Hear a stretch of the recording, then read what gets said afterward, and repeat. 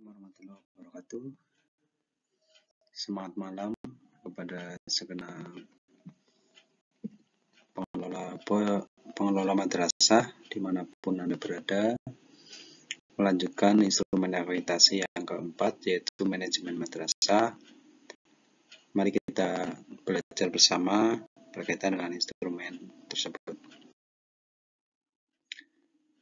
Ya, di sini nanti kita ketika dalam akreditasi kita akan ada observasi dari asesor, kemudian dokumen, kemudian wawancara langsung pada saat kita di akreditasi. Komponen manajemen madrasah ada 13 butir, nomor 23 sampai 35.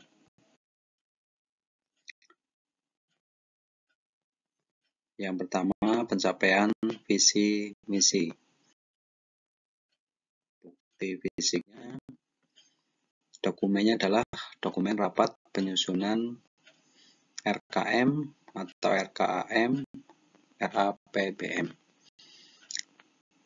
Kemudian RKM ada 2 periode, rencana kerja menengah.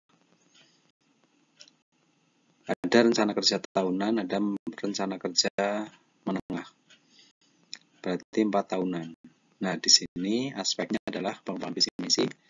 Kemudian indikatornya ada pelibatan pemangku kepentingan, komite, pengurus, kemudian guru, kemudian stakeholder, wali murid. Itu yang dilibatkan ketika dalam musyawarah. Kemudian dokumennya adalah undangan, daftar hadir, berita acara, notulen, dan foto kegiatan. Kemudian yang kedua, dokumen sosialisasi visi misi. Bisa mulai dari medsos atau mungkin papan pajang yang tertera di situ visi dan misi madrasah. Kemudian laporan pelaksanaan. Nah, ini juga sangat penting. Pengimplementasian visi misi nomor 3. Kemudian pengumpulan data yang kedua. Yang keempat, ini masih dalam nomor 23. Ada evaluasi visi misi, indikatornya pelaksanaan visi misi, ketercapaian dan dukungan hambatan pelaksanaan program.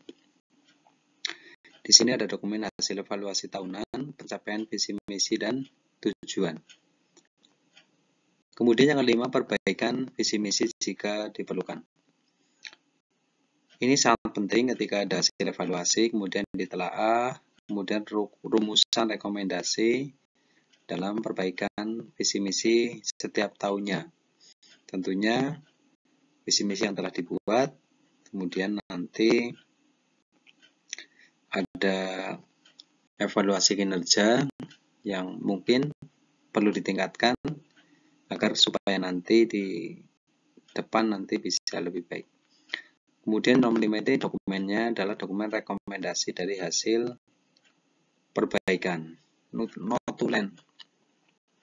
Dilampirkan notulen tentang hasil perbaikan visi misi. Kemudian nomor 24, pernyataannya kepala menunjukkan kompetensi supervisi akademik. Fisiknya apa?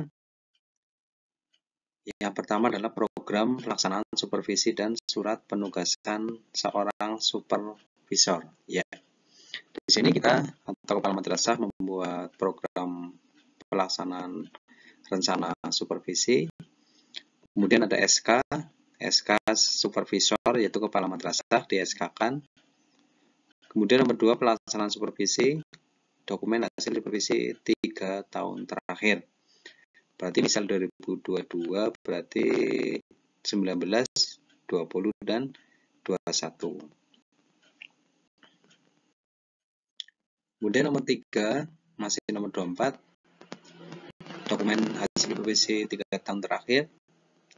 Yang di situ ada indikator temuan aspek-aspek yang perlu diperbaiki ketika seorang kepala madrasah menyupervisi Bapak dan Ibu guru. Ini ada format khusus berkaitan dengan rekomendasi hasil supervisi akademik, yaitu PBM dan supervisi administrasi pembelajaran. Kemudian ada nomor 4, supervisi yang berkelanjutan, berarti ada jadwal supervisi dalam 3 tahun terakhir. Ini sekurang-kurangnya pelaksanaan supervisi adalah 1 kali dalam 1 semester, berarti dalam 1 tahun supervisi 2 kali. Dokumen ini ada jadwal, ada dokumen hasil supervisi. Kemudian tentunya ada instrumen supervisi yang akan diisi, itu sebagai lampiran. Kemudian nomor 25, kepala madrasah secara konsisten memimpin guru, tenaga pendidikan untuk membangun ide-ide kreatif dan inovatif. Apa saja dokumennya? Yang pertama,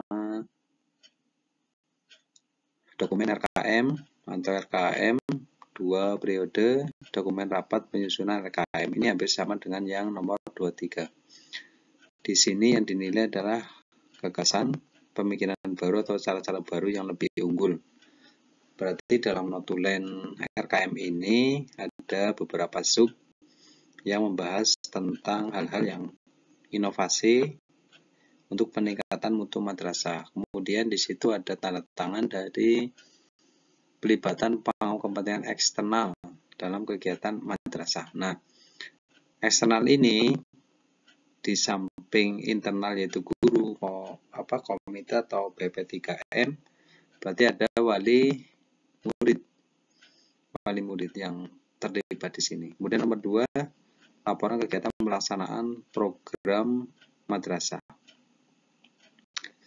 Nah, di sini ada keikutsertaan warga madrasah, kemudian keikutsertaan pemangku kepentingan eksternal. Berarti ketika ada pelaksanaan program, di situ ada tertera guru, pendidik, tenaga pendidikan, dan sumbangsih dari pemangku kepentingan di eksternal. Itu nanti yang akan dicantumkan. Kemudian nomor 26, madrasah membangun komunikasi dan interaksi antara warga, orang tua, dan masyarakat. Bukti fisiknya, ya maaf tadi terlewat ya. Sekarang nomor 7, madrasah melakukan pembiasaan aman, tertib, bersih, indah, dan nyaman. Ini bukti fisiknya apa? Yang pertama adalah dokumen pelaksanaan kegiatan kebersihan madrasah. Berarti ada jadwal piket, kemudian ada di situ ada foto tempat sampah, kemudian ada slogan madrasah bersih, madrasah sehat, dan sebagainya. Yang penting ada penggalakan untuk kegiatan kebersihan. Kemudian nomor 28, melibatkan orang tua siswa dan masyarakat dari berbagai kalangan. Bukti visinya adalah dokumen rapat, penyusunan RKM, peran serta masyarakat dan komite. Nah, di sini ketika rapat berarti tanda tangannya di luar guru itu ada komite, tokoh masyarakat, wali murid, tenaga pendidikan. Nah, di situ terlibat untuk ikut musyawarah. Nomor 29, madrasah membangun, mengimplementasikan, mengevaluasi pelaksanaan kurikulum. Bukti-buktinya apa? Notula, rapat kerja, penyusunan kurikulum. Ya, ini berita acara, undangan, daftar hadir, notulen, dan foto kegiatan.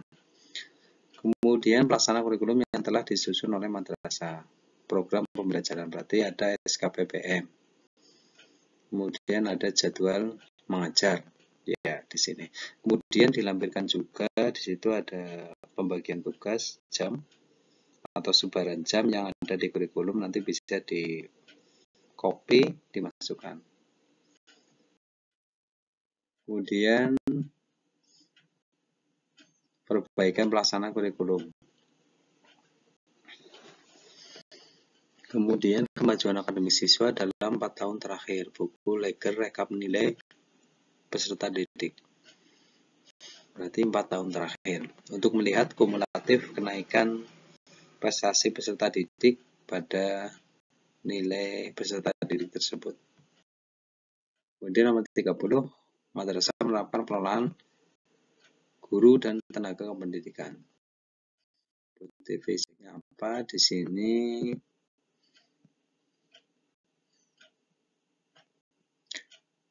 SOP, pelaksanaan GTK, dan dokumen penugasan GTK, berarti SKPBM. Di sini dilampirkan. Kemudian penilaian kinerja guru PKG dilampirkan pula. Kemudian ada SOP pelaksanaan tugas, buku pedoman sanksi penghargaan dan sanksi kepada GTK. Ini dibuat juga. Kemudian nomor 31 ini komponen 9, madrasah melaksanakan pengelolaan sarpras dengan baik. Buktinya apa? SOP pengelolaan sarana dan prasarana. Kemudian dilampirkan foto-foto ruang, foto halaman, foto kantor, dan sebagainya yang terlihat rapi, bersih, dan nyaman.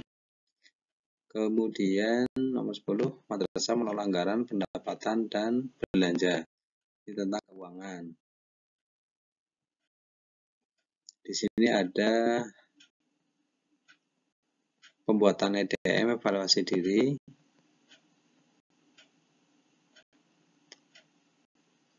Kemudian ada saran dan masukan. Di sini adalah dokumennya RAPBM, rencana kerja, rencana anggaran pendapatan dan belanja, evaluasi diri madrasah atau EDM, dokumen rapat penyusunan RKM atau RAPBM. Ini dilampirkan pula. Jangan lupa fotonya. Kemudian masih ini nomor 32. Laporan kegiatan pelaksanaan dan pengawasan, dokumen audit pelaksanaan anggaran. Biasanya setiap satu semester diaudit oleh Kementerian Agama. Bisa jadi instrumennya nanti dilampirkan di sini.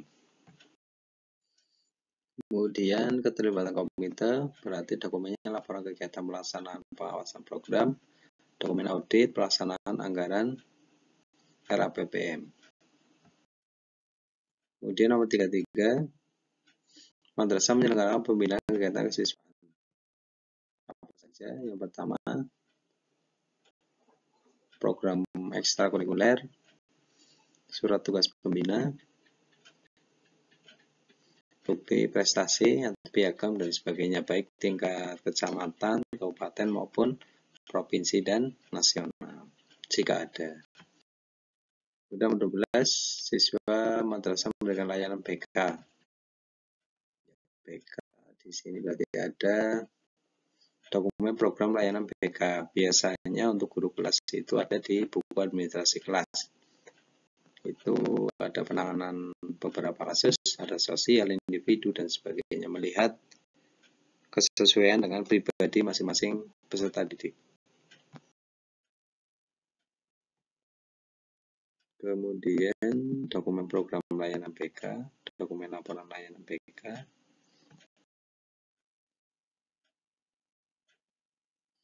ya, dokumen program layanan bidang karir, kemudian bidang sosial, secara klasikal dan individu. Kemudian nomor 13, melakukan penjaminan mutu SNP, ya, evaluasi diri berdasarkan rapor mutu madrasah, penyelesaian antara RKAM dengan hasil evaluasi diri. Ini disandingkan antara RKAM dan EDM. Kemudian guru mengembangkan perangkat pembelajaran tematik. Di sini adalah RPP tematik terpadu. Kemudian sumber belajar. Ini indikatornya adalah tentang sumber belajar. Bisa alam atau internet dan sebagainya. Yang terakhir adalah dokumen LPP tentang penilaian proses pembelajaran, lembar observasi, evaluasi diri, penilaian teman, dan sebagainya. Kemudian ada penilaian hasil belajar, bentuk tes, tulis, lisan, berarti dilampirkan bukti-bukti fisik, tugas peserta didik. Oke, demikian yang bisa saya sampaikan. Semoga bermanfaat. Terima kasih. Assalamualaikum warahmatullahi wabarakatuh.